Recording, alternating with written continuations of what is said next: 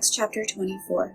Now after 5 days Ananias the high priest came down with the elders and a certain orator named Tertullus.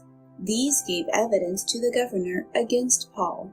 And when he was called upon, Tertullus began his accusation, saying, Seeing that through you we enjoy great peace, and prosperity is being brought to this nation by your foresight, we accept it always, and in all places, most notable Felix, with all thankfulness.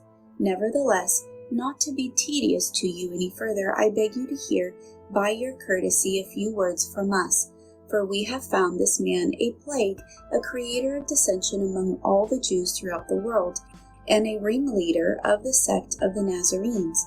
He even tried to profane the temple, and we seized him and wanted to judge him according to our law. But the commander Lysias came by and with great violence took him out of our hands, commanding his accusers to come to you. By examining him yourself, you may ascertain all these things of which we accuse him. And the Jews also assented, maintaining that these things were so. Then Paul, after the governor had nodded to him to speak, answered, Inasmuch as I know that you have been for many years a judge of this nation, I do the more cheerfully answer for myself, because you may ascertain that it is no more than 12 days since I went up to Jerusalem to worship, and they neither found me in the temple disputing with anyone, nor inciting the crowd, either in the synagogue or in the city, nor can they prove the things of which they now accuse me. But this I confess to you, that according to the way which they call a sect, so I worship the God of my fathers, believing all things which are written in the law and in the prophets. I have hope in God, which they themselves also accept, that there will be a resurrection of the dead, both of the just and the unjust. That being so, I myself always strive to have a conscience without offense toward God and men. Now after many years, I came to bring alms and offering to my nation, in the midst of which some Jews from Asia found me purified in the temple, neither with a mob nor with a tumult.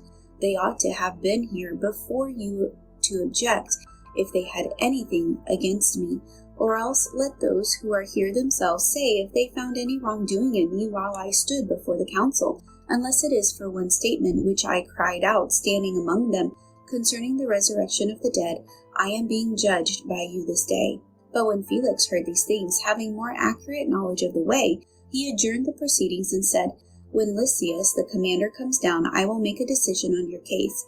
So he commanded the centurion to keep Paul and to let him have liberty, and told him not to forbid any of his friends to provide for or visit him.